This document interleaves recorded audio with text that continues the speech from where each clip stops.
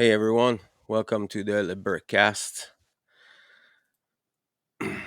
for this 31st um episode. I it's going so fast, man.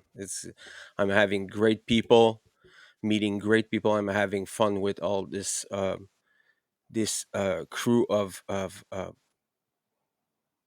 examples that we need to take very care of learning and all having sharing together all this beautiful stuff, all this important, crucial information that can bring us more freedom as an individual, and after a time for the aggregate of people. And I'm having Brendan Martin for a second episode. Thank you, man, for being there. Oh, Sorry about that. Yeah, it's great to be on here. My mic was muted. Sorry about that. It's great to be on here again with you, Fred. Looking forward to this topic. Been wanting to talk about this with somebody for a while, and I love the work that you've been doing. You've been having great guests on here, and it's been nice to get to know you as well. I mean, we went from Facebook friends, and then now we're doing shows together, and it's just been really cool to progress in that relationship. oh, you're right. It's always like fascinating subject, and it's it's um it's very encouraging to stumble upon people who shares common principles and common things together. It can be really hard uh, for someone whose veil has been lifted and discovered this reality by way of the occult, and it can be hard for in the beginning because you feel alone at a certain time, and you because you cannot share not really with people without having this fluoride stare. um, Right. so I want to take a time to acknowledge Caroline Riley Mm. new course, shadow work community. It's a page on Facebook. It's Karen Riley is brilliant. I love her work. I had her on the podcast. We had this great conversation about shadow work, and I encourage you to go see there if you have interest, you want to know more about it, or you're doing the shadow work yourself and you need help and guidance. Then this is the place for beginners and initiates and long time practitioner of the shadow work. So Yeah, thank I you, love. I was going to say I love that page. I've been following it for many years now, and I've learned a lot Yes, from her work. And that's so cool. You had her on your show. I didn't know that. I must have missed that episode. this is one of the first Okay, episode that I did. right, right. I'll have to go back and check it out. So thank you, Caroline. Thank you so much. So here we go. So Brendan, if you can just briefly talk about your work and who you're involved with and what you're talking about when you in your presentation a little bit.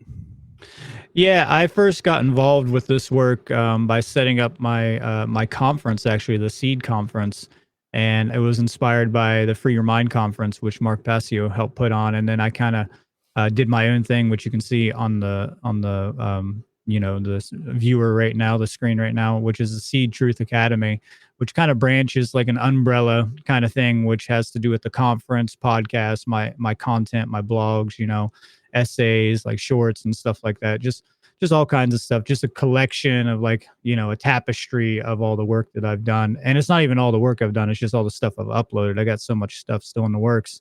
But from there, uh, I had thought about doing a podcast, and then Nathan Cap, who's my cousin, who's another great worker, part of the One Great Work community. We were on this journey together. He decided to actually do a podcast, which was called Cubby Hold, and that was that's our most recent collective effort besides the conference. And I actually just came back on to the cubby hole, and we should have some more episodes coming out here soon. I think next week, next Friday, we'll have a new episode with me on there. I took a little hiatus off of there, so he's been doing it solo for a little while. But there is a lot of really good information there. It's more of an educational system or a mode rather than anything else. It's more of a school, rather than just like a dialect between like me and you. It's actually a chronological stepwise progression into the mysteries. And each episode builds upon the last one, and we really don't have many guests on there. So it's just all the knowledge that we've gathered, and it's between me, him, and Douglas Martin, who's my uncle. So yeah, that's one thing. And then, I just did a presentation for the amazing funnel conference, which was Yes. pretty awesome. And you got to watch that, and that was a big success. So I'm real happy that went off so well. So that was really fun. Well, yeah, I watched it, the whole thing, and then I remarked that it was pissing you off that it was that short. You Oh, mentioned it a right. lot. Yeah, it did. It really upset me because I had to condense it into an hour and a half. And I even had to ask Will if I could extend it because he only allotted me an hour. And I was like, man, I can't make this any shorter. And luckily, some people had dropped out. And he's like, yeah, we can do it. And I was so happy he worked with me on that because I would have had to take so much out of it. It's like, it's that's the most minimum condensed version of that topic, which was green language, that I could ever give, pretty much. If I did anything else, it would be failing, to actually bring everything to the table that needs to be brought to the table. And I feel like I'd be doing a disservice to the people who are trying to learn that stuff. So I think it was one of my shortest presentations, also.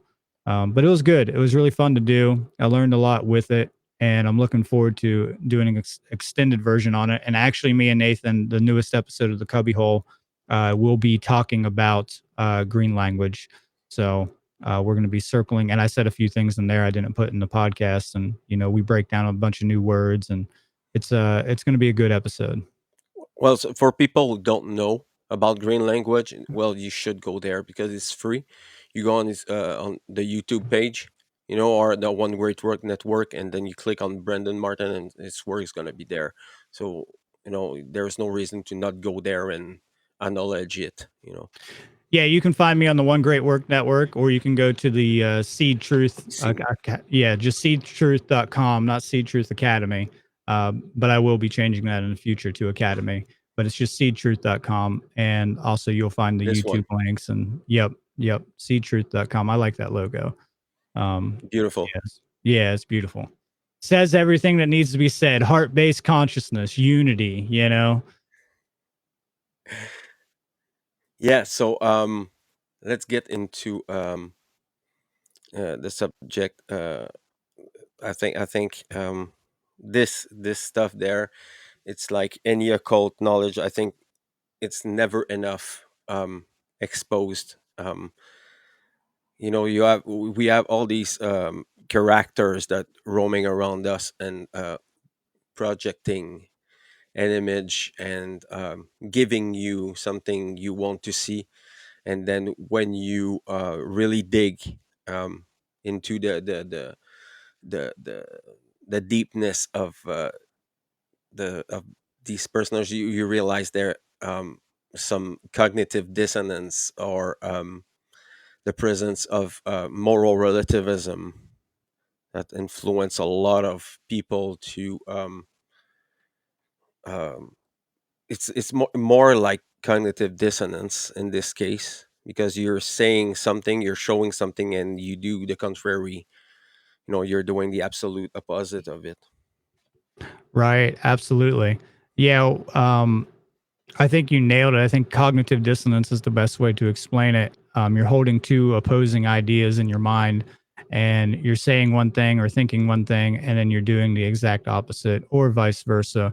So that tends to be a big issue in many movements and many communities. They latch on, they eagerly identify with certain speculations, and then when you confront them on those speculations, they go into emotional reaction, rather than like looking into the evidence of what you're bringing to the table. So, for example, a person who believes that, government is virtuous or good for you, and then you bring up all the examples of like how government is corrupt and how it is a completely immoral system, and it is set up to make sure to erode your freedoms, not protect your freedoms.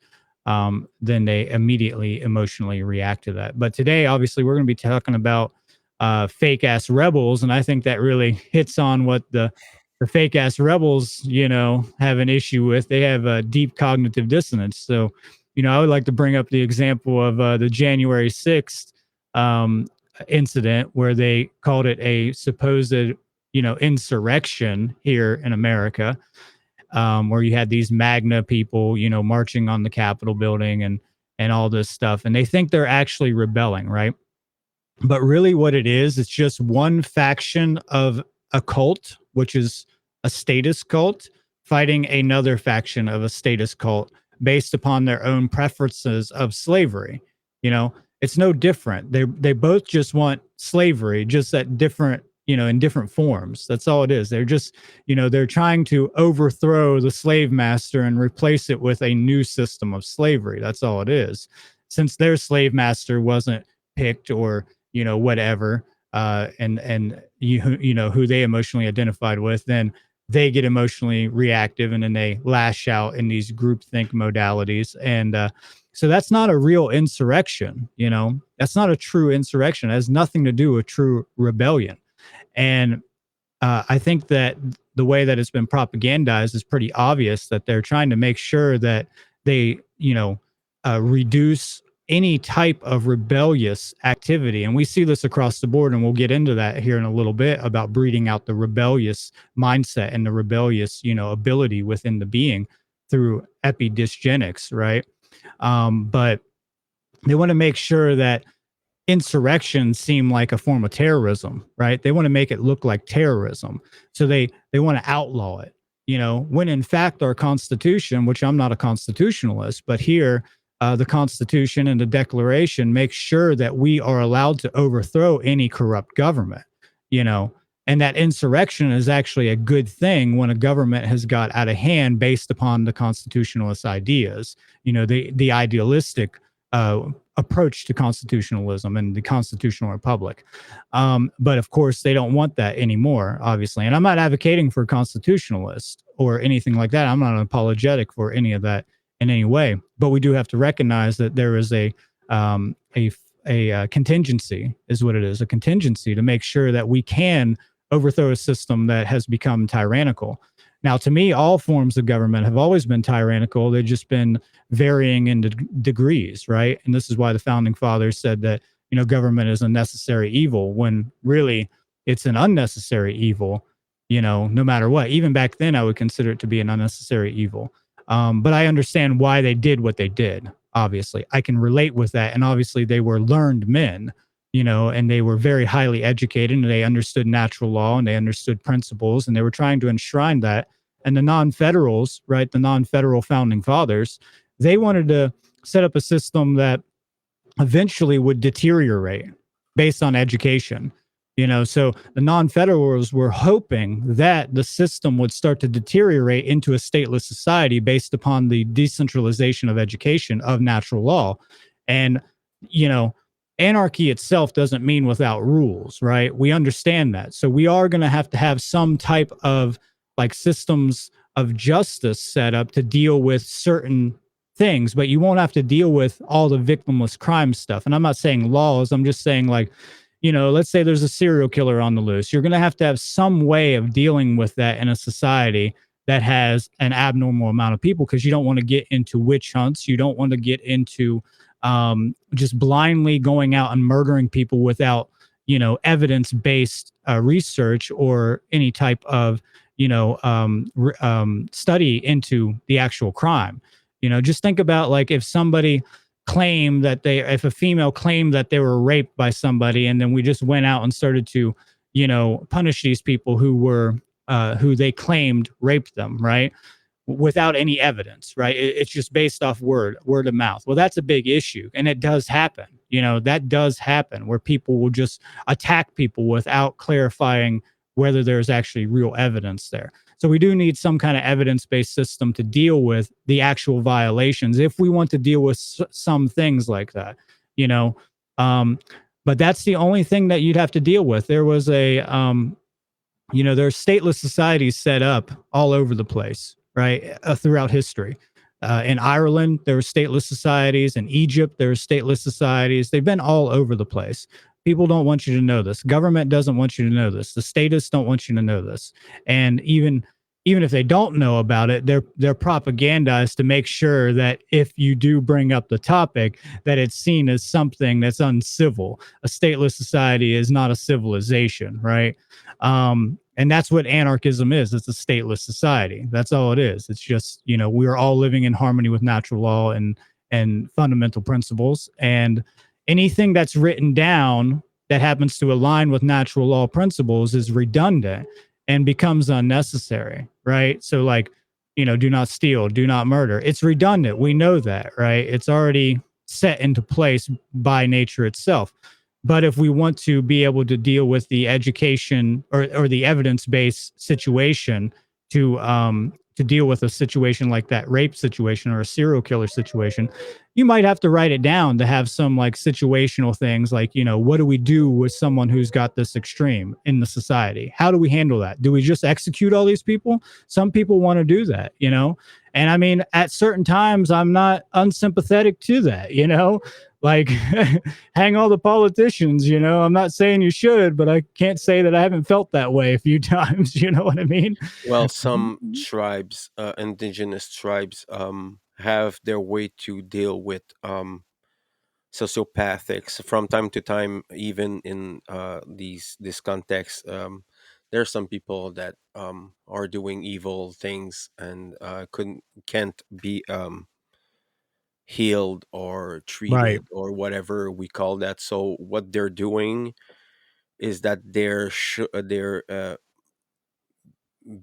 banning the people from Right. for Right. like coming back in the village or the place. Yeah, they ostracize them. That's something that's very Yes. common in tribe mentality. You ostracize them. The problem with that in our current world is that, like most people can only get their services from, like stores and to get, let's say a whole state, quote unquote, a state like West Virginia or California to ostracize one person because of their crime.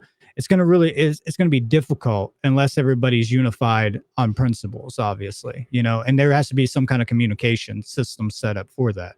Like, hey, this is the person that has done this. He cannot buy any items at that store. That's why free markets are good, because free markets can really help to alleviate that, especially with a network where they're all communicating with each other.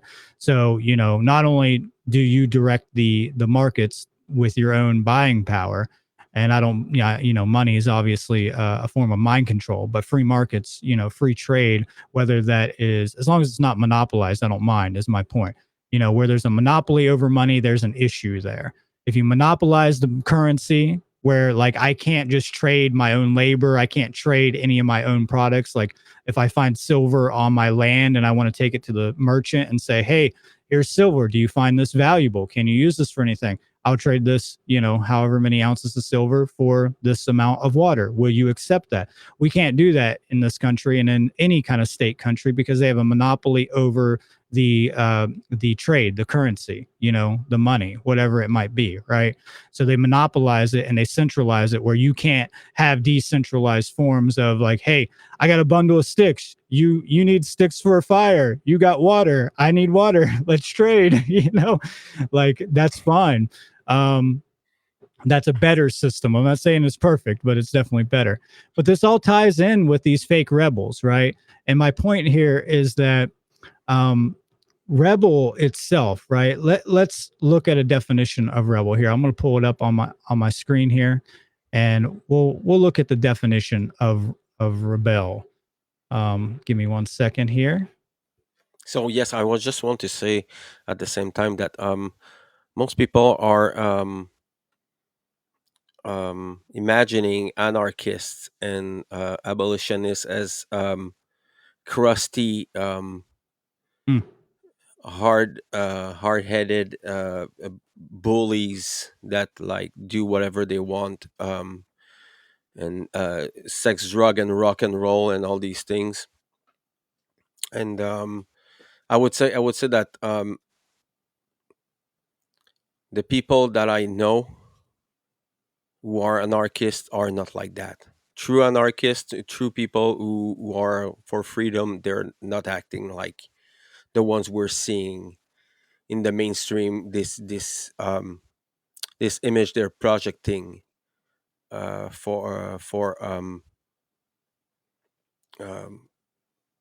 like changing the way people see words. And I think this etymology there is, I think it's a good way to start when you're talking about language. Most people know that they're looking at this podcast now that anarchy doesn't mean chaos at all. Right, right. It just mean no masters, Yes. and no masters and no slave. That's it. That's all. And this word there is like, most of the people that I talk to them, they told me that it meant chaos and evil, and it's completely wrong. It's changing this conditioning there. This image, people think anarchists, they think about crusty punks that are on the like making party and rocking and things like that. And the image is, well, what I seen is not that. People, anarchists are smart people. The true anarchists are smart people. They're um you talk with them and you have this connection of these basic for freedom and political the political means, and what did this is represent for them, and you connect. It's like having brothers and sisters, um, because we know that every life is valuable. We're not like considering like genocide. It's not about genocide, it's about freedom. It's about doing whatever you need to survive and to thrive as a people. And it's not about chaos. Well, maybe chaos is inevitable. There's going to be chaos even if there's anarchy.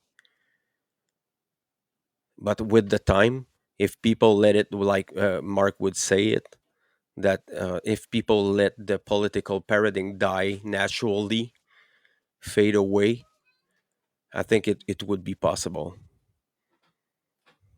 Yes, I agree. I think that one of the stigmas of anarchist or anarchy itself is that people see it as, crusty, hobos, vandals, people who are vandalizing things, Black right? bloc and things like that.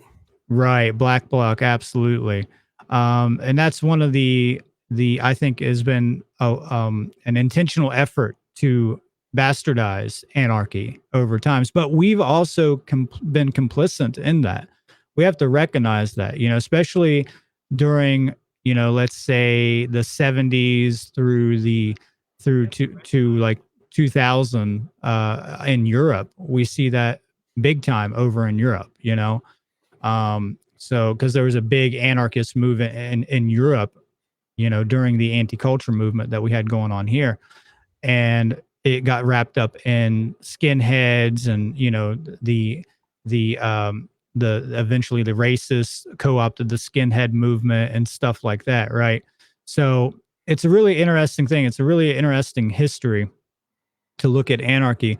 I do want to mention here right now that for some reason, whenever I share my slides, I'm getting a delay in the audio.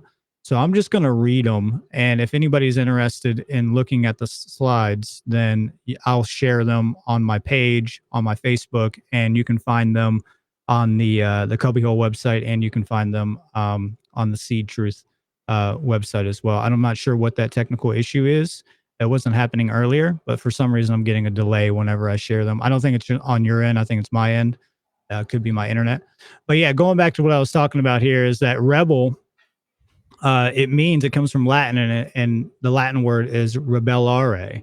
And so we have the prefix, which is re, which means to do over or opposite or against or back or again, and then bellare, which is rooted in another Latin word, which is dulum. And this means quite good, quite brave, an action of valor, and it's also tied in with war as well. So duel, like to duel with somebody, right, is also about a war, a participation between two parties fighting each other, right? But a rebel, in my point of view, is a person who manifests actions that are quite good, brave, which fight or wage war against all forms of mind control and slavery you know so that's how I would look at that term. So whenever you're a rebel, you're challenging the ideas that are untrue within concepts, the dog, the immoral activity. You're challenging something within that society, within that system. And it can just be at the lowest level or at the biggest level. You could say you're rebelling against some form of tradition or preconceived notion that you have to, behave in a certain way in society, or anything like this, right? Whether it's your image, your actions, the way you think, like, oh, you have to think this way. And I'm like, no, I'm not going to think that way. You're rebelling against that outside force that's trying to make you conform to it. So you're rebelling against all forms of conformity, right? So that's what it means to pretty much be a rebel in the root Latin definition. It means to wage war against conformity. That's it. Wage war against everything that's trying to bind you with false religious dogma. That's what it really is. But what rebel is associated with, right, is like this kind of bravado Western, kind of Republican thing, where it's like, oh, you're a rebel. You wear a hat, you wear a cowboy hat, you got your boots, you got you got your blue jeans on and all this stuff. And it's like, well, no, that doesn't make you a rebel. It doesn't matter how you look. First of all, that's the same thing with the punk community, right? Like, it doesn't matter how you dress. You can be a punk without even dressing like a punk. And just because you dress like a punk doesn't mean that you're actually a punk. There's a specific criteria for these things that you have to meet to actually be what you claim that you are. Just like anarchists, right? There's all these anarchists out there that claim that they actually are anarchists. And then the next thing you know, they're supporting Trump. They're supporting the state. They turn it around and they're like, we're ready to start licking boots again. I'm like, what is wrong with you people? What happened to you people? And really what it is that they haven't went all the way. They haven't went all the way to the truth. They haven't found that within themselves and in the external realm of being in that place of objective morality and sticking to those principles. It's At like they're, some yes, sorry about that. I Oh, just you're wanted good. Go to, ahead. like, anarcho communism. Mhm. What Right. it's an oxymoron. You're Right, saying right. two things completely opposite from one another. Right, right. And I think that's a failure of philosophy, right? These things are like a failure of learning how to think, right? Um, and that's why we're so divided in the anarchist community, in the rebel community as well. And all three of these things kind of go hand in hand, right? You got rebellion or rebel, and you got punks, and you got anarchists. They've all been kind of tied together intimately throughout history, right? At least as far as when those terms came about. Anarchy comes from the Grecian period, obviously. So that was an idealistic form to get away from slavery in the Greek time period. Okay. But there was terms for anarchy before that, obviously. And there's many different terms that we can use for anarchy throughout history in different languages and different time periods. And punk also came about, I think, in the like middle century, like Middle Ages, I mean. And originally it meant, what did it mean? I'm trying to remember what it meant. A fag, I think, is what it meant. A disgusting individual, a low life, somebody like this. Um, And that's where like this stigma of that idea comes from. And we've worn that with a badge of honor in many ways, you know. So I like to bring up here, I don't know if you guys can hear my dogs in the background, but they're always they're always trying to cut in. But what I like to bring up here is that my background is in the punk community, so I have a credibility with what I say, with when I'm talking about this. I grew up in the punk community. You know, in my single digits, I was hanging out in all the underground punk scenes. I went to see Gigi Allen. You know, when I was in my single digits, I got to see Agnostic Front on the shoulders of my dad. You know, I was drug around the country to all these underground punk scenes all over the place. Okay. And even out of the country, in Europe, all over Europe. Okay. So I was raised not only on anarchist philosophies, but also the punk principles. Okay. So I came from the dirt. I know what it is to be couch surfing, to be living out of the garbage cans, to be, you know, just doing what you need to do to survive. And that's what's going on in most of the punk communities, is like this this idea of just survival, just being fight and flight, right?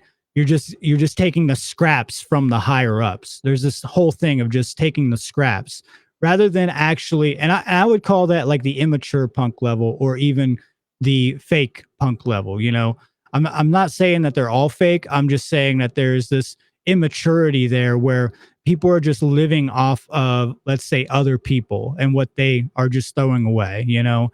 And that's fine if that's what you have to do. I'm not saying there's something wrong with you needing to get by and survive. You got to survive, you know. And the way the system is set up to oppress people, I understand. A lot of people are homeless and in those positions based off free will choice, you know. Like there's a lot of veterans, and I don't agree with order followers, but there's a lot of veterans that are like, no, I went to war and I know how fucked up this system is because I went and did fucked up shit, and I'm choosing to stand away from that. And a lot of people think it's just because the system is like making these people oppressed, well, or poor. Well, in a way it is, but they also are free willly choosing to be there and stay there because they don't want to have anything to do with that system. They're like, fuck that, you know? So I can respect that at a certain level. But Yes, well, also, you have this phenomena of well, it's getting bigger and bigger in this era. right, It's victimization. right. Absolutely. It's well said. There's a lot of different state and degrees of victimization. You know, it's very relative in this case. Absolutely. You nailed that. So, you know, I want to say that like for me, I developed I'm autodidactic. So I came from the dirt and I wanted to make myself better. And that's what the whole alchemical process is of enlightenment. You know, you come from darkness into light. And that's what the punks haven't realized at a certain level. And I'm going to explain a couple more things. And when I say punk, just use it synonymously with rebel. You know, that's what I'm saying here. Just use it synonymously with rebel. I'm just tying those two things here today together. Okay, so if I say fake ass rebels, I also mean fake ass punks. And you can even say I mean fake ass anarchists. Okay, so they all Sure. tie together, right? But yeah, I think one thing is that they don't want to take personal responsibility for their own development. So fake rebels, fake punks, and fake anarchists absolutely abhor personal responsibility. They hate it. They absolutely hate personal responsibility, you know, which is crazy because they all act like they want to be independent beings. You know, rebels act like they want to be independent from whatever's oppressing them. So they rebel against it. But in truth, it's like, let's say, like the January 6th thing with the insurrection. They're just trying to set up another form of oppression, you know? So, what does it Yeah. mean to be a fake rebel? It means to be a proxy. It means to be something that you are not. You know, you claim to be a rebel. You look like a rebel, but you actually don't fight against the iniquities of the world. You don't stand up. You don't. You're not willing to fight for your own freedoms. You know, really, what you always do, what most people do, is they just end up at the bar. They end up becoming alcoholics or drug addicts of some form, and then they end up in hedonism, chronic hedonism, you Yeah. know? So this ties in with the punk community. Sorry to rant on here. I'm just like going off, but this is personal to me because I grew up in it, you know? So, um, hedonism is one of the main issues within the punk and rebel community, right? The fake ass punk rebel community. Narcissism, hedonism, it's just running with psychopathology. There's just so many different psychological issues that these people have. You got atheism running through it, which is just another religion. You got major depression cases, apathy, just carelessness, Nihilism. nihilism. Yeah, Yeah. nihilism. That's the one I was looking for. Nihilism is very, very prominent in these communities, right? And all of them, every single one of these ideas, absolutely fuel the system of slavery that they're trying to rebel against. Yep. All of them, 100%. That's what the dark occultists rely upon, is you to be in that kind of psychological condition. You're fucktards. That's what you are. And they know it and they depend upon it, you know? And that's the thing that the anarchists, the supposed anarchists, punks, and rebels do not understand. They do not understand their enemy. They do not understand the mindset of their enemy or how their enemy operates. And it's an occult enemy. It's a hidden enemy that are Yep. master psychologists. You know, they are the masters of psychology to the highest degree, and they use your hedonism and your supposed rebellion by going out and saying, I'm going to do as many drugs as I want because it's against the law and blah blah blah blah blah. That's rebellion. That's freedom. Me being able to go and become an addict, right? And it's like, no, they're using that to fuel the slave system. They're using that energy to fuel the slave system. They know exactly how that works and they know how it operates. And they sit back, they're laughing their asses off at you. They're And literally they laughing their asses off. and they're in the entertainment. Right. What they're selling, most of the heroes that you're seeing, these individuals, they have these qualities of rebellion and individual um, character, and they have this free thinking and freedom and things like that. And I think they're projecting, and people like this, like the image of the rebel, like the freedom fighter. I Right. could Right. not, I should not say freedom fighter, but because it's like an oxymoron, Right. freedom Right. Yeah. Yeah. fighter. But I understand what you So mean. yeah. um so we have all these models that they're sending us to inspire us, but in reality there's not much people who want to take this role, you know and No. really go forth with it, you know Right.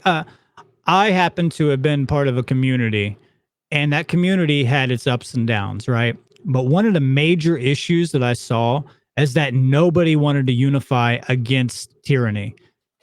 It's like all they wanted to do was go to festivals, listen to music, and that's great. I'm glad it brought us together. That's a good thing to have in your life. Yep. It's kind of like what Leslie was talking about. You need happiness and you need something to bring us together, right? But also, if you don't put principles first, then you're a piece of shit. You're not worthy of any of these things that you're getting. And I'm not saying that I'm deeming you're not worthy. I'm saying that the one great spirit knows that you're not worthy of your gift of life because you're not willing to fight for your freedom and you're not willing to fight for the freedom of your brothers and sisters and your children, you know? And so I wanted to bring up something else about rebels and punks, right? Is that they only pay lip service to the idea of freedom. They'll talk about it all day long, but how many of them have you ever really seen do things like what we're doing here today? Like learn technology so that you can use it to spread a good message, write essays, write books, start up conferences, get organized with your community. And whenever people are like organized in the community, they think, oh, let's organize and, in the political aspect and start voting for local community, politicians and stuff like this on common law and all that. No, that's all part of the problem too. I'm talking about get organized with your neighbors so you can build a stronger structure and get away from that political crap. And it's horrible. the overwhelming vast majority of these punks, they don't recognize or comprehend the causal factor. You know, they have no essence. They what I mean is they have no reference or understanding of the occult part of themselves, the hidden parts of themselves, the esoteric ideas that they need to understand, right? That the mind creates the reality that we're all existing in. And if your mind is unhealthy, then your behaviors are gonna be unhealthy, you know? And that's one of the biggest problems I feel is that they don't look within. There's no shadow work being done, you know? Sure, there's not. Yeah, no doubt, right? I mean, it's like the antithesis of the sex and drug rock and roll mentality. Right, This right. hedonism, we're coming back to hedonism, because I think it's a powerful point there. Yeah, it's something You, I've made my entire like at least since I was in my teens. Like, and I've dabbled in my substances, I've definitely had a lot of psychedelic journeys that have helped me on my path of enlightenment, obviously. But at a certain level, I knew that I couldn't use that as a crutch and I had to get out of it. But I look around me, I go to these like I play in a band sometimes, called CIA. We had different names for them of it. One of them was Citizens Instigating Anarchy. And we used to go to shows, punk shows and stuff like that, underground in the basements, and that's all I saw was just people getting trashed. And that's why they call you trash because you're acting like trash. You become a pile of trash in this world. You're not even a trash bag. You're just trash spread out. You're not even contained. You don't have any kind of bag there to hold you together. You're just like trash spread out everywhere across the floor. And I don't mind offending people at this because I've lost many friends talking to people like this, close people who I thought understood freedom. And then I start to really get down into the nitty gritty, and they really don't care about freedom. They care about themselves. They have a yeah, satanic, selfish mindset of me, me, me. That's all that matters. I don't really care about what goes on in society or a governmental level or about freedom for my brothers and me, but I'll act like it. And it's because it's cool to act like it if I'm a punk. It's really cool to be like, yeah, man, freedom this, freedom that. It's all about freedom. But when you talk about getting proactive, oh man, they cower. They're absolute cowards, 100%. I recently lost a friend because of this. And really. it was the most ridiculous thing. He used to be my singer in my band. And, I'm not going to give any names, but people who know me will know this person. And I didn't do anything to him. It was just out of nowhere. He just decided, like, all of a sudden he's a nihilist, is why. He's a nihilist and I believe he's an atheist. So he didn't like my ideas or the concepts of objective truth, you know, pantheism or animism or things like this. So, and he just started attacking me. You know what he attacked me over? He attacked me over my fake ass punks presentation. Okay.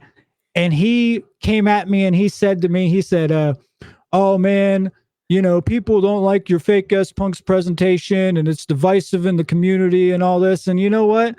I turned around and I said, I've had so many people from the punk community thank me for that presentation. So many. I've met so many real rebels and punks because of that presentation. I said, I don't know who you're talking to, but obviously, if the shoe fits, then wear it. If you're upset about the presentation, which I recommend anybody to go watch, then you're probably what I'm talking about in the presentation. You're probably a fake ass punk. So it's ridiculous with this. And you know what I call these people?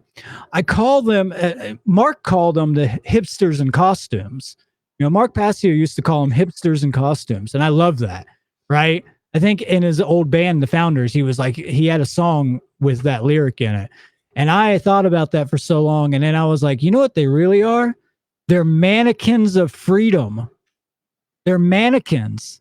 They go to these places and they stand around and they look the part. they're dressed up like a mannequin at, like, if you're in a mall or something and you're looking around and they got their studs on and their vests and their hawks and, they're looking like, oh yeah, I'm as free as can be. But they're just standing around doing nothing. They're not doing anything, you know? Maybe a few of them are doing. I'm not making that an absolute statement because I know some people who are out there speaking the message of truth in the punk communities. So I'm not saying it's absolute, but it's the vast majority of them. So they're mannequins. They ain't doing shit. And if you push them, they probably fall apart. Push them over, they just break into pieces. Oh man. I told you get me on this topic and I'll start pulling out the Mark Passio. Yes, I think we, well, some people who are even in the metal scene, Hmm. we have a lot of nihilism and this Satanist, like, me mentality. It's there, it's even in the front, Right. absolutely. Because for a reason, um we are associating, like, rebels and anarchists with all these stereotypical style and cultures and subcultures. But essentially, anarchists are philosophic student. Right. They're, and because essentially, I think that, in my opinion, I think anarchy is an ideology for a blueprint for a freedom oriented civilization, cooperation, and then learning to not using the web of the internet and creating a web in your community and your village and creating abundance and things like that. And the explication that people give of anarchy is like no rules and no more, like, ethics or things Right. like that. It's not about that at all. It's really about, like, cooperation and, the golden rule, and then we Yes. have all this beautiful uh, philosophy behind it, to help us as individuals to grow up, because this is what we need now. It's people to mature up, because we have all this hedonism. When you're talking about hedonism, what does it make me feel and think is children. Right. Right. Children that they never grow up. Their body is getting older, but inside the head is it's children like. You know, first of all, they're gonna be as statists. They're gonna do the same thing as statists. Right. It's ignorance Right. and apathy And apathy. You got it. and moral relativism. You got that. Moral relativism runs rampant in these communities. Sure. And I mean, look, if you look at the anarchists and punk communities, you're going to find that a lot of them tend to be like leftists at this point, right? And I know there's no difference between the left and the right besides how they apply their system of slavery. Obviously, it's two wings of the same bird, but they have a leftist modality, such as the Antifa movement, right? So you got this Antifa movement, which is like opposing the Magnum movement, you know, in a way, and it claims to be there to be anti-fascist, right? It's claiming it's ostensibly anti-fascist, right? But what it really is it's actually fascism, and it's just another form of statism because they're all supporting a political paradigm. They're all falling for a Hegelian dialectical manipulation. They're falling for the manipulatory tactic that, okay, you know, um, let's say unorthodox thoughts happen to be the correct way to freedom. Because if you look at liberal versus conservative, right, it's the conservative is an orthodoxy. It's about it's about by the book, right? It's about by the book, the Constitution, by the law. right? Man's law, that is lowercase l law. And then the liberal side is, well, we got to change that stuff, right? We got to fight against the Constitution and the Declaration, and we got to fight against the amendments. And so that's unorthodox, right? That's the opposing antithesis form. But then what happens is that you have the synthesized outcome from these two different opposing forces. And no matter which way you go, you end up fueling the same system of slavery, you know? It's just two different flavors of the same thing. And it creates the same outcome, which is oppression, which is iniquity, which is iniquity of opportunity. Because I'm not for equality in outcome. The only way you can get equality of outcome is by the barrel of a gun, you know.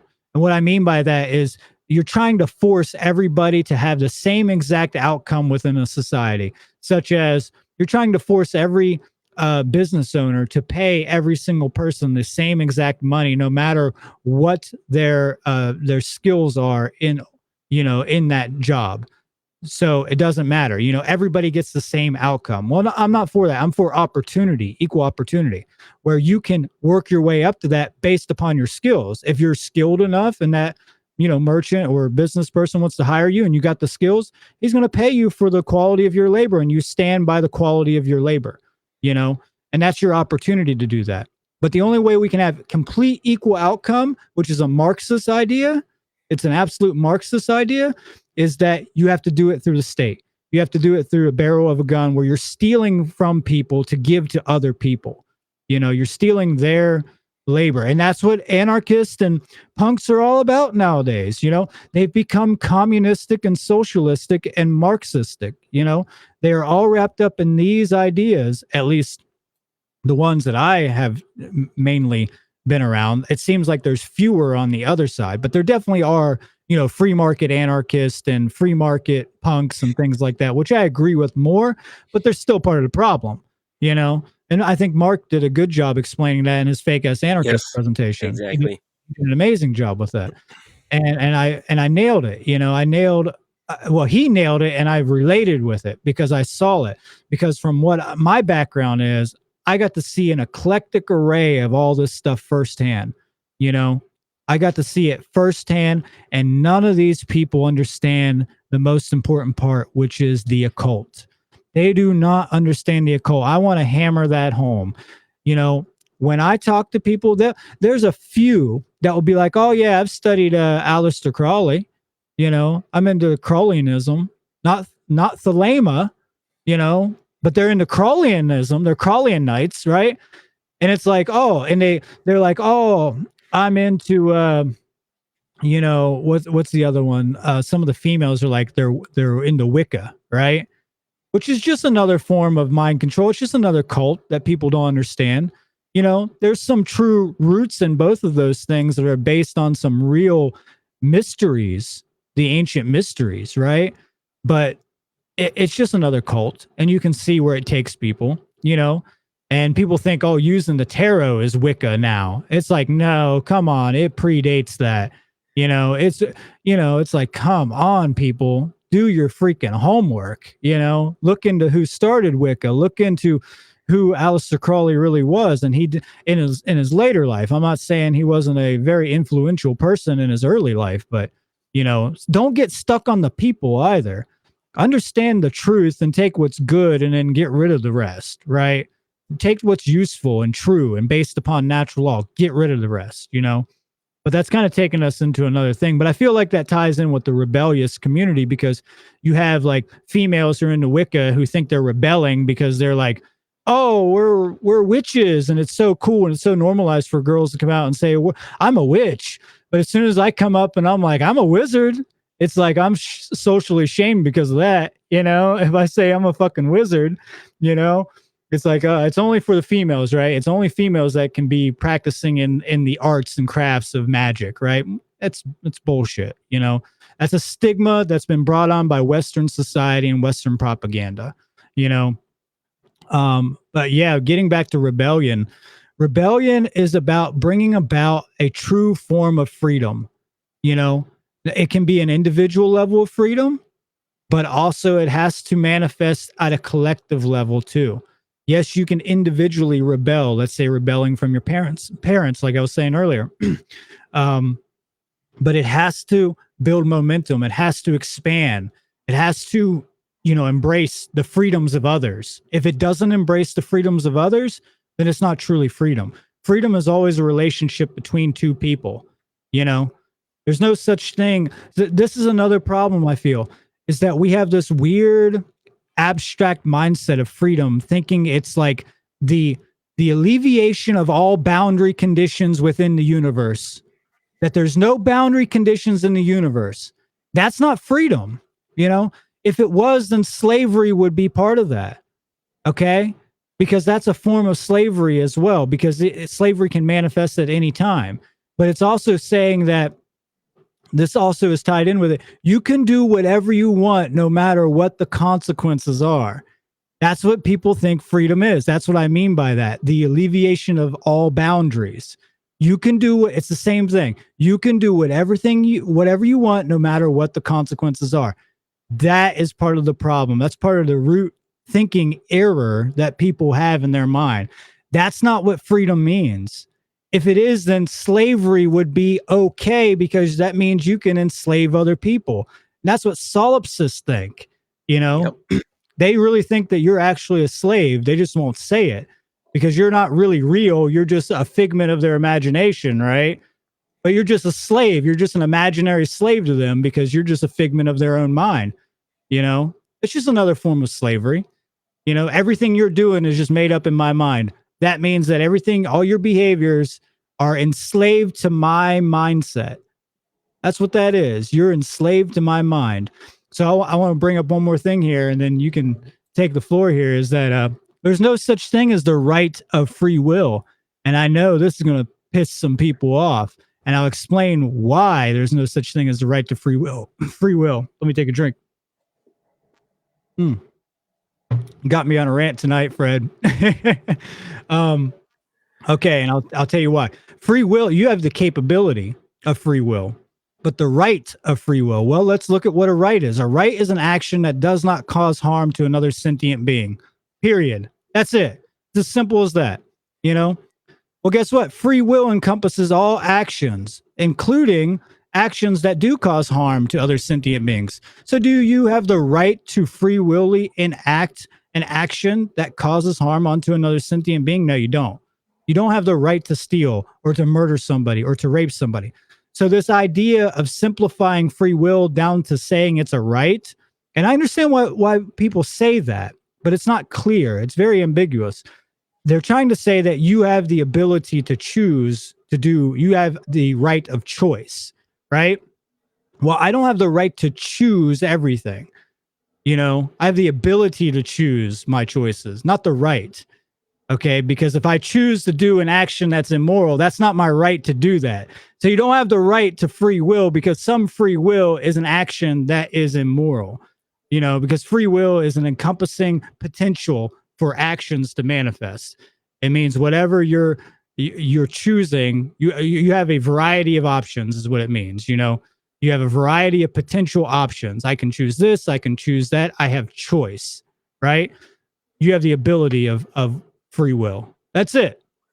You know? Free free will is the is because you can make the choice what you want to be. Right, right. That's right. And we do Because not well, I was going to say we do not have choices without consequences, no matter exactly what. we're talking about like cause and effect Right. and correspondence. These principles that we can like connect to everything. When we have this movement, I want to talk a little bit about uh what it's what be a rebel being a rebel is now in where I live.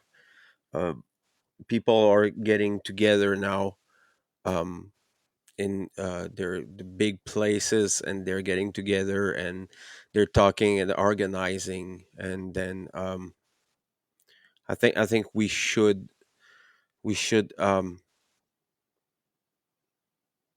leave the old paradigm and revise what means to be a rebel.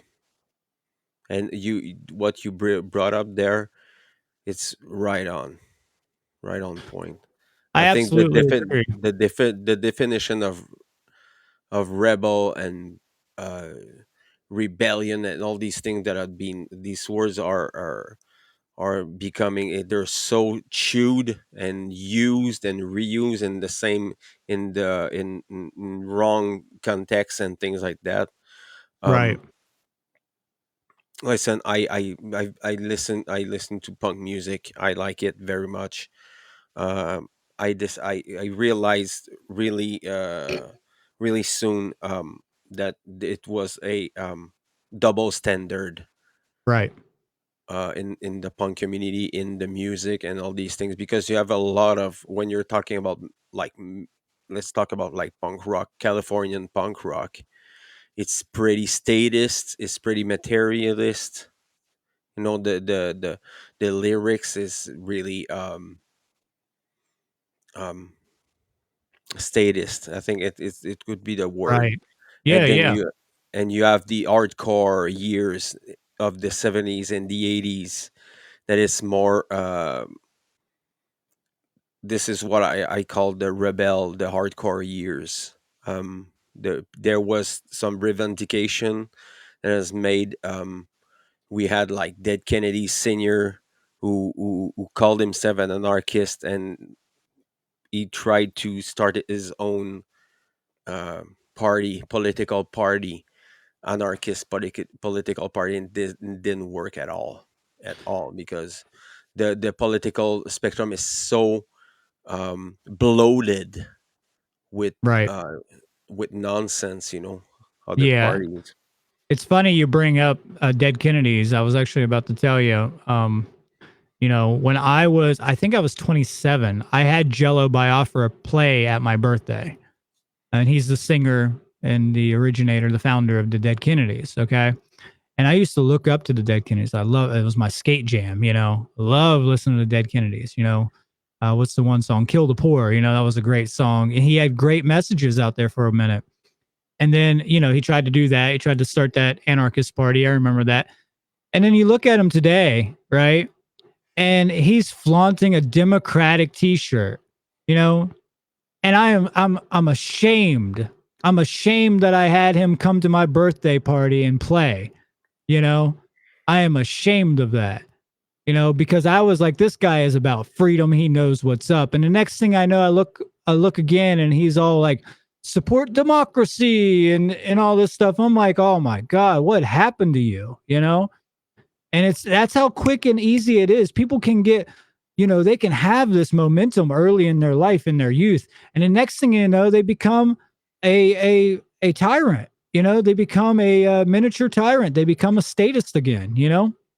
It's like the hippie movement, the anti-culture movement. And we all know that was all orchestrated at this point, at least. And if you haven't understood that, you need to look into some work, look into the research of that.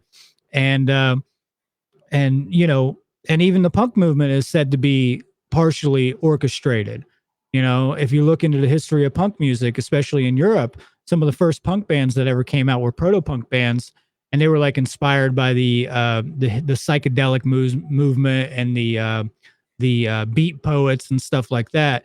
But the first punk bands that ever went public were actually paid for, and they had a record signing. So it was really strange, because you got this whole image of punk and they're like, oh yeah, it's just these kids in their basement playing music and recording on this really shitty equipment, and they sound shitty. Next thing you know, like the first punk band that comes out has a studio that they're working in, like a professional multi-million-dollar studio they're working in. You're like, what's going on here?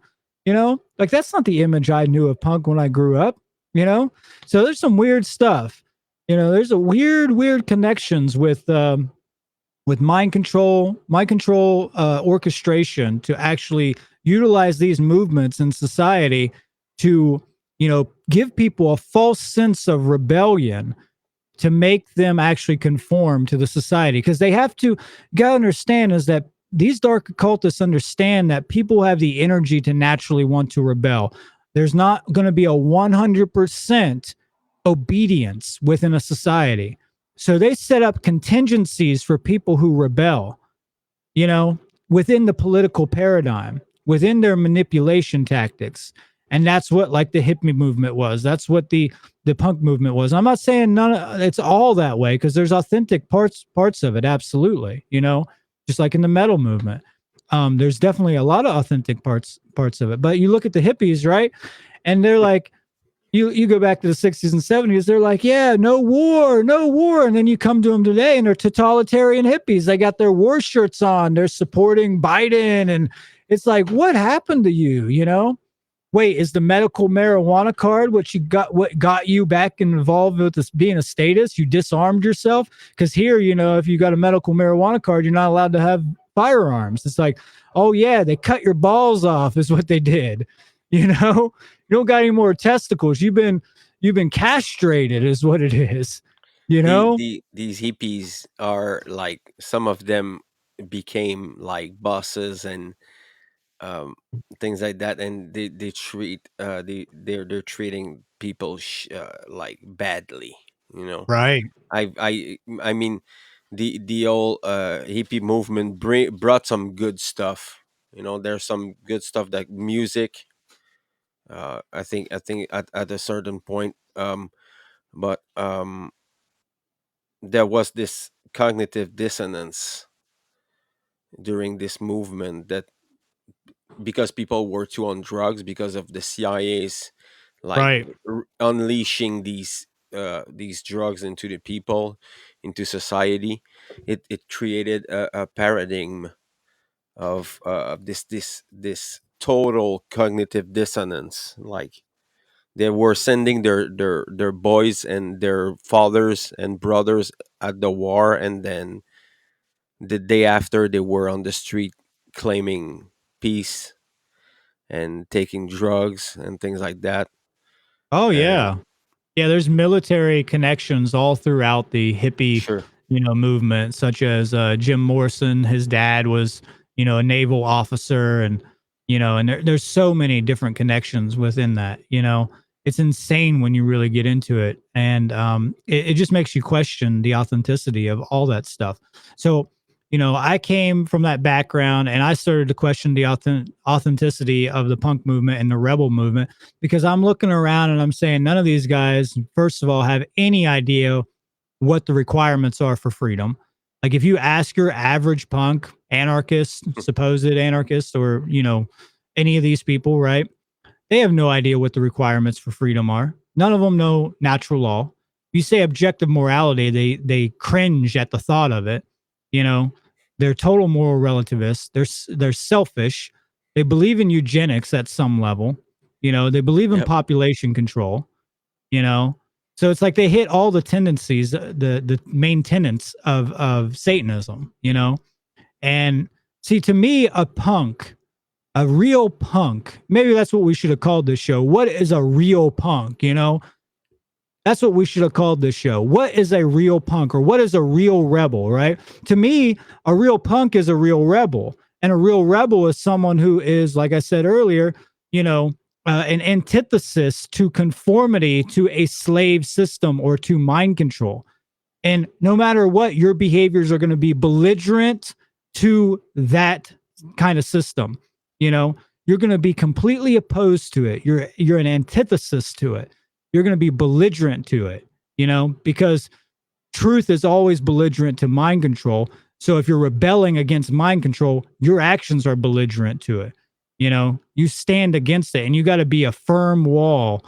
You can't be a thin like cardboard box. You got to be a freaking tower. You got to be a concrete multi-layered wall that nothing can get through with your ideologies. They could pick at it all they want, but it ain't getting through it. A well, diamond wall, right? if people get educated enough, they can become like spiritual rebel. Maybe Right. I think we could use this term there, I agree. and bringing back like principles, and trying to counter this wave of new ageism It's ravaging everything on its, and it's everywhere. I talked about it before, the freedom community, you know, all these moral relativists, these um solipsists, you know, these people I mean, you have these punks, you have these pseudo rebel that talk about like fucking, we're too much, we're parasite, they have this worldview, this very narrow-minded worldview that prevent them to grow up and mature.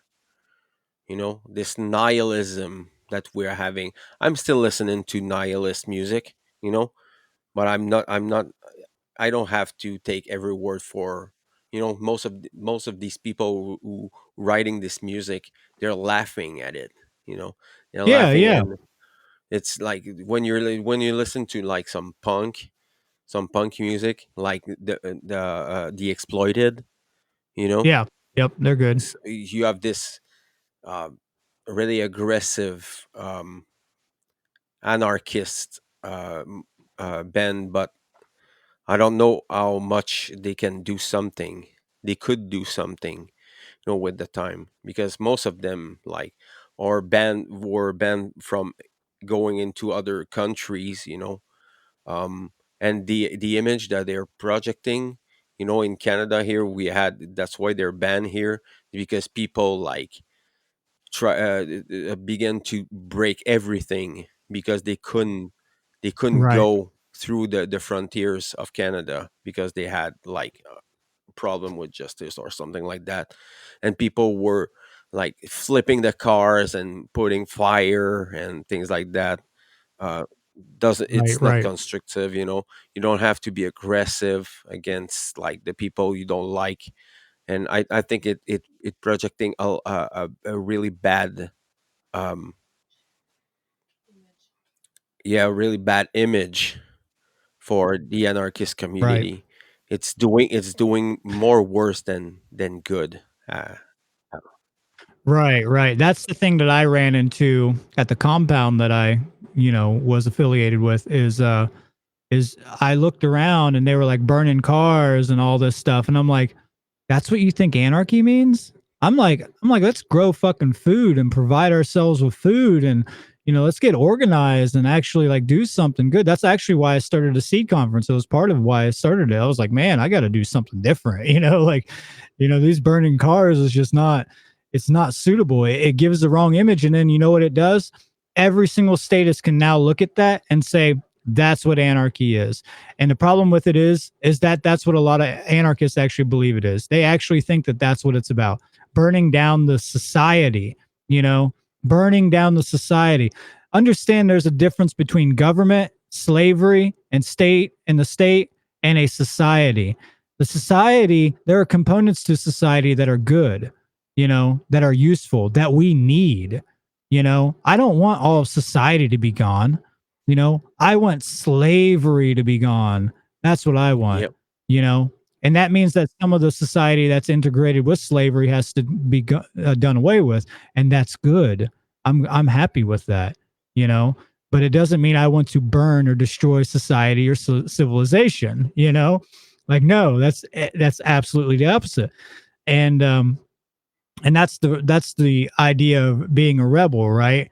Is they think it means, like I said, just doing whatever the hell you want. It means like rebelling to the point that you actually become the thing that you're rebelling against.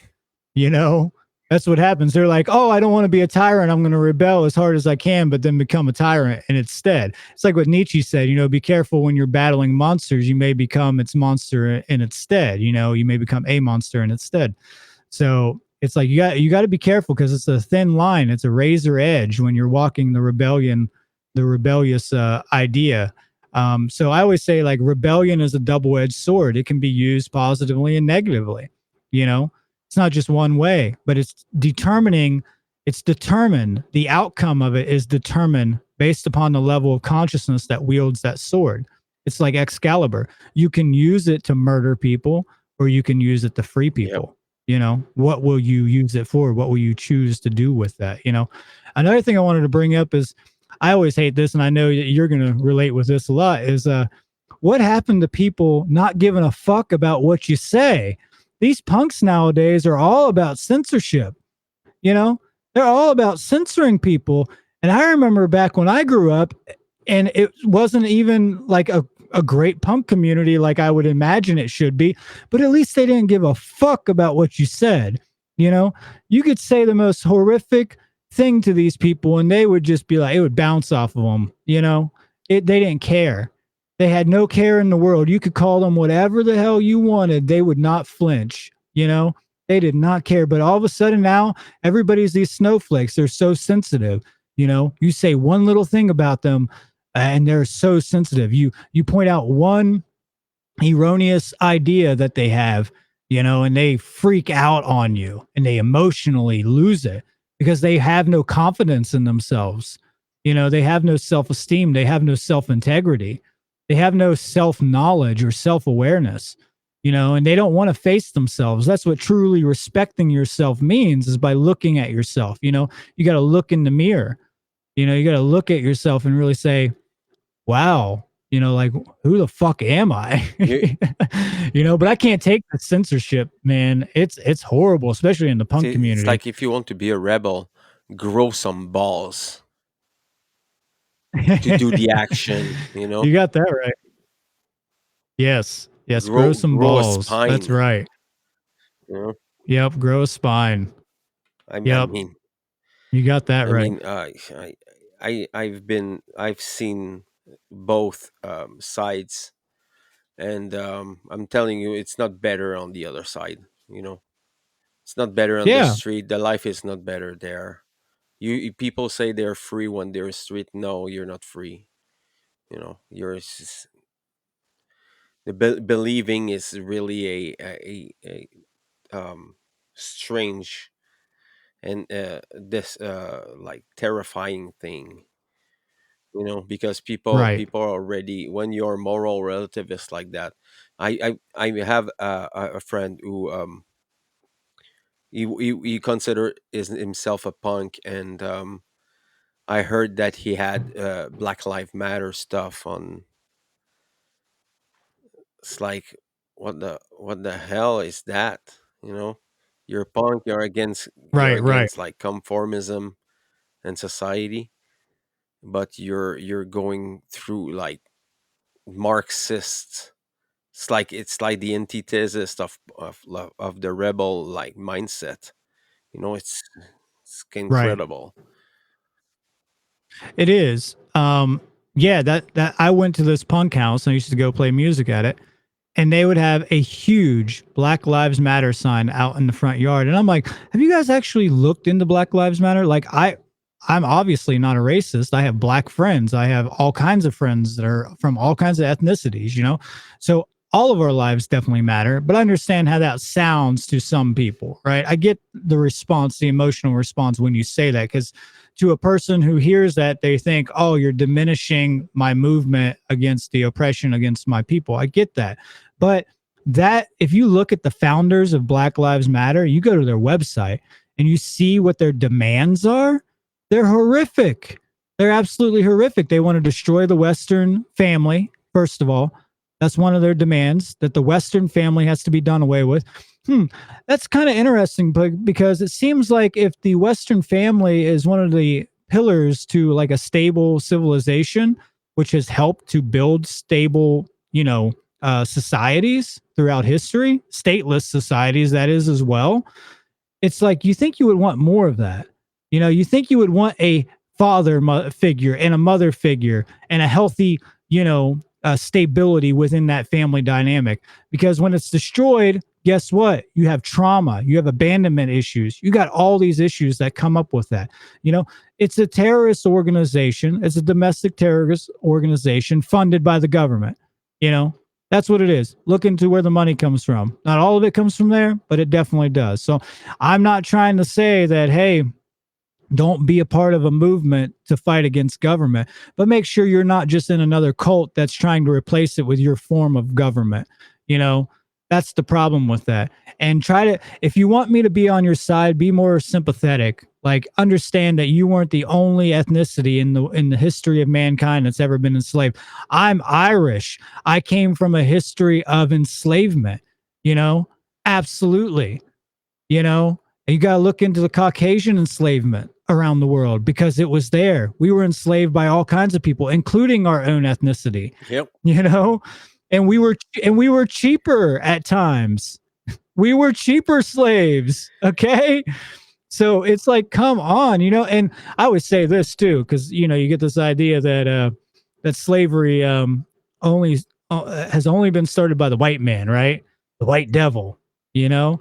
And it's like, you do realize that if we're believing in the Afrocentric point of view of origins, and we think that we all came from Africa, you do realize that slavery started in Africa, right? Like, that's where it started. Black people selling black people. Sorry, that's the truth. Look at the history, you Yep. know? That is the truth. You can't just blame it all on us because it was going on well before we were there, Well, you know? And we went there and we bought slaves from black people who were enslaving black people. So, you know, I know I'm going to piss some people off here. So I'm sorry if I piss you off in a little bit of a way. And the other way, I'm like, accept the fucking truth. You need to do some research, you know? well, most people have been enslaved at one age or another.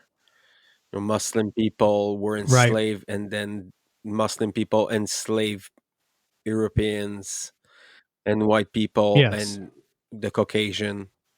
You know, and then it's going Yes. everywhere. People are like to nitpick everything. You know, what is it? Yeah, yeah, absolutely. I want to say right now, I'm not unsympathetic towards any person's oppression or any type of violence that's ever been committed to any person, whether that's through racism, not just blacks, or sexism or anything that has violated anybody's, sovereignty, right? I'm against all forms of violence. I'm an anarchist. I'm a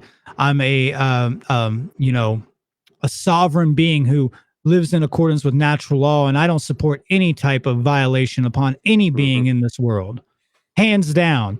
So I'm with you on trying to end slavery across the board. I'm an abolitionist. I want it all gone. You know, it has to all come down. I don't want 1% of it being left up. So I'm with you. But don't start attacking me, the person who's standing beside you, trying to say, yeah, fuck the government. It's slavery. You know, don't come at me and say I'm the one who's responsible for your enslavement. I'm not part of that anymore. I've done my work, you know, and also I can't be guilted for the past, just like you can't be guilted for the past of your heritage. You know, that's guilt by association. It's a logical fallacy, you know. That'd be like, oh, my great great great great great grandfather was a serial killer or a rapist, you know, and I'm guilted because that person was a rapist. Well, you know, there is some truth. I will say this though, there is some truth in getting in touch with your heritage, your bloodline, but it doesn't mean I'm responsible for the actions of somebody that came before me. That's it. Yep. It's simple. We have victimization. Yes, right. Yeah, you started out Mhm. with that and we're back to it. It's all about victimizing, right? Yeah.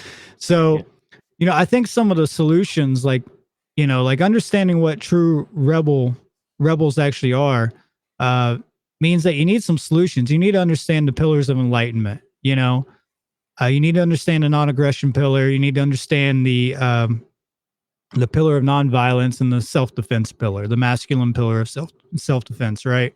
And you got to Just the unify golden those. rule. Right, just the golden rule. You know, do no harm and take no shit. Right. Exactly. That's what, you know, that's about. And we also need to understand that we need to spark the true phoenix within us again. You know, we need to rise from the ashes and become that phoenix again and rise up, because that's something I wanted to clarify earlier, is like, that's something that the punk and rebel community has down, is the use of aggression, right? They just use it in the wrong ways where they're channeling that aggression. You know, they're not channeling it towards the right things. They channel it towards themselves, or they channel it towards inanimate objects, or, you know, all this other stuff. You need to put that aggression into real work that's going to make a difference, you know? You need to have healthy aggression, not like, rage is what I would call it, like abusive aggression, you know? But usually the aggression that we see from the punk community is from trauma, from where they've been traumatized, where they've had parental abandonment issues. Yep. And we also have to understand it's not just parental issues, it's societal abandonment too, because we feel that we're collective, we're individuals, obviously, but we live in this social dynamic between other people. And when we don't have that social interaction and we feel ostracized or for being a good person, that traumatizes us, that we can't be a part of a community, that we can't be accepted, and obviously what I say to that is fuck acceptance, but it also can cause psychological trauma. Yep. Just because you embrace it doesn't mean you can't be traumatized because of it. So dealing with trauma, getting out of the abuse victim cycle is really important, and that's all the state is an abuse, a big a victim cycle, so Let let the master slave dynamic go away. you got that You right, Fred. you let it go. You know. Yes, let it go. That's right. So we're 1 hour and 30 minutes almost. It was a pleasure to have you, Brendan, and having this uh, honest and energetic conversation. Thank you for your insights and your wisdom, and to expose this kind of thing. I think your presentation, we could like send people back if you're more interested in more stuff that concerns the fake ass punk and fake ass rebel. I think you should go on um, Brendan's page on the seed. Let me see. I must take this one back. The seedtruth.com. And then you have the One Great Work Network with Brendan's work there. And then if you want to follow him, there's the QB hole. It's gonna have a new episode that you told us earlier. There's new stuff coming up. Yes, absolutely. Yeah, I've been told that the fake ass punks presentation was my best work. So anybody who's interested in a full Yes, breakdown of what I think about those communities, I would highly recommend going to watch that. It's really good. There's a lot of stuff in there that I did not mention here, and I'm pretty sure somebody will get some value out really of good. that. So yeah, thank you for having me on again, Fred. And I tried to bring some momentum this time and bring some passion, and I look forward to another discussion with you in the future, at any Yeah, time. let's So have more discussion like that. I like it. Good stuff. me too. So take care, everyone, and thank you very much for listening to it and partaking in it, because you're all important. The LiberCast is not only my work, it's everybody's work who participating in it. We're supporting it and appreciate it, people. Thank you very much and have a good day. See you on Friday. It's gonna be the discussion table. I wanted to talk about this a little bit. So we're gonna have now on the LiberCast a Friday and the Sundays every 2 weeks. There's gonna be a change of day, and we're having awesome conversation. Brendan Martin was with us last week, and it was awesome. So go check there. The whole conversation is there. We have a beautiful lineup of people who are of great workers. So go see that on the YouTube Odyssey, and I think it's gonna be on Facebook too. So have a good night.